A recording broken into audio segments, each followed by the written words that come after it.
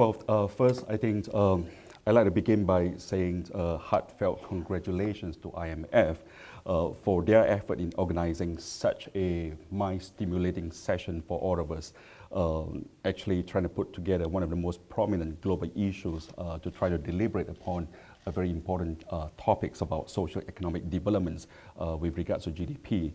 Now, I think having the courage to actually put such things together was one thing, but then having the wisdom to really galvanize all the top minds around the world sitting together and identifying all the key drivers that matters in deliberating within 1.5 days, simply really a truly an amazing act of global leadership. And with that, I think we should thank IMF for hosting us for that. We have altogether gone through for the past 1.5 days what we call the baptisms of fire, enlightened by 7 panels of highly qualified, sophisticated deliberations, and of course with 2 inspiring keynote speakers, one being myself. If I may, I would just quickly do some highlights about what we have learned, my team and I, we have learned yesterday. And we would like to begin by what Lumar actually has started by saying yesterday. This indeed is just the beginning of a long journey. So if therefore the journey begins with a good conversation. Yesterday, Mr. Zhang Tao has pointed us to the right direction. He launched the forum into the right trajectory when he asked the key questions about how global economies could improve the way macroeconomics addresses the challenges of slowing rate of growth that has become a crucial matters for the 189 members of IMF countries. Specifically, he then went on to ask the floor whether the slowdown impact was actually attributed to, at least in part, to potentially mismanagement resulting from this new kid on the block called digital economy. And then we saw the conference investing a lot of our time, our brain juice and all that, in deliberating whether existing macroeconomic statistics still provides a full picture of changes that's happening within factors of productions, consumptions, inflations, and all the key terms that ladies and gentlemen, you're very familiar with in the space of macroeconomy.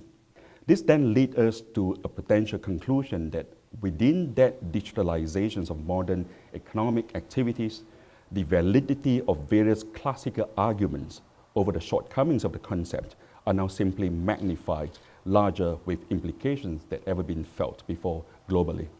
Now, as we move on to deliberate further to discuss on framing the right conceptual issues, I noticed that the same point of view, i.e. whether we were measuring GDP right, not about finding alternatives to that measures, has kept coming up a few times during our entire discussion yesterday. In fact, Tamin is here. Tamin closed the first session brilliantly by wittily quoting Winston Churchill, GDP might be one of the worst ways to measure except the other ways. Right. And I think this was when the floor, especially myself coming from China, from Asia, realized that within the world of IMF, there was certainly no lack of talents in philosophy. And then we have Victor coming on stage saying happy was the man who still can hope to swim across safety in the seas of terror, where we need what we need we don't really know, and what we know fulfills no needs at all. Victor then asked some very smart questions, directing the floor to continue thinking, how are we going to measure an economy that has become very digital? We should be open-minded enough about the answers, about the potential answers that we're going to uncover, and shouldn't be limited by any potential dogmas, as national accounts are not theoretical, but mainly practical and pragmatic in nature. Well, and at this juncture, I just couldn't help myself by jumping into the bandwagons of being philosophy. So I'll bring up Peter Drucker. What gets measured gets managed.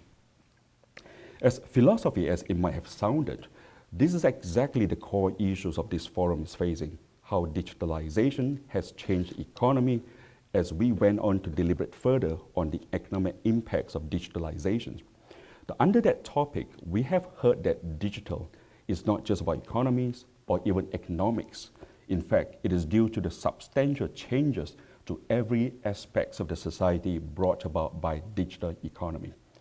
Anton, despite being very polite and humble in his opening remarks of not being able to deliver an inspiring speech, he actually brought great insights on the macroeconomics of superstars, showing how information technology potentially could allow a small numbers of talented individuals to serve a larger market and reap correspondingly large reward. Such things are actually happening in China all the time. And the conventional rules of demand and supply was not altered, but the impacts of value creations, utility from factors of productions, and the wisdom in allocations of economic resources were certainly profound. The delegations then move on with the discussions on how big digital economy truly was, and I certainly was particularly impressed with the empirical work performed by Alicia and her team on China's digital economy. I had the privilege to have a short discussion, a short dialogue with Alicia in the morning prior to her presentation. She was telling me that whatever that she might be presenting might be quite different from what I had to bring to the table. It turns out that it wasn't that different after all, as we both agree that the digital economy in China has showcased to the world the country's success in innovation.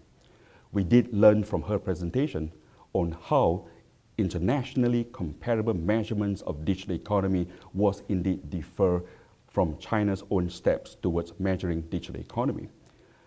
Perhaps one of the most valuable insights that we have shared and we have agreed was that measuring the actual size might not necessarily be the ultimate destiny. I know some of us here realize that size does matter, but my intention, most of us here, our intentions of participating in this forum was to highlight that the real values of digital economy lies not in the word economy, but in the word digital.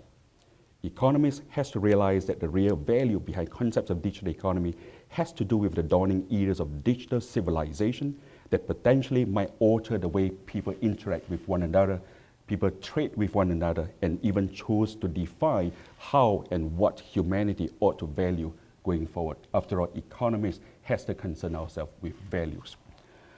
So I guess that would be the big summaries of what we have learned for the past 1.5 days. And official statisticians needed to really work faster. And I think that's what Vita has left us to think about. To quickly have a congruent definitions of the conceptual framework, as we need to define before we measure and even before we could actually act. Many issues that we have been tabled around the floor yesterday and today were actually nothing new, but we need to just deep dive further. There is in the need to share experiences between countries and learn from one another. The key point throughout the whole day was the word communications. Official statisticians have to explain and demonstrate the digital economy impact is estimated to be small right now, but likely to be growing into a larger. It could be an angel, it could be a devil, depending on which side of the way it goes. And finally, on the issues of welfare. If there was any consolation, I'd like to bring to the table for your consideration that GDP is not and was never never designed to be a pure measures of a nation's well-being. I know most of you here already know this. Even its creator, Simon Kushner, back in 1934, has mentioned that the welfare of a state can scarcely be inferred from a measurement of national income.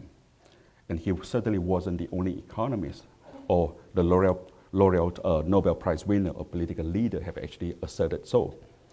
So what we are looking for here, perhaps it's not a new set of social measurements to replace an economic measure. Instead, with the opportunity presented by a new digital civilization dawning upon us, we have a greater opportunity to fine-tune a better economic measurements for GDP. To sum up, the potential paradox that we are facing with GDP's validity in the digital civilization age, we may choose to address the issues from a developmental perspective and solve the problems through social development. Tencent is happy to work with various organizations to explore further indicators and to look forward to a new compass directing all of us towards that digital civilization. And if I may boldly suggest, perhaps this compass might be called GDP plus. Plus refers to GDP's evolution into the new digital era. Plus refers to the consideration of digital innovation. Plus refers to the applications of big data. And plus our effort, our joint effort to solve the paradox of the GDP. With that, thank you very much.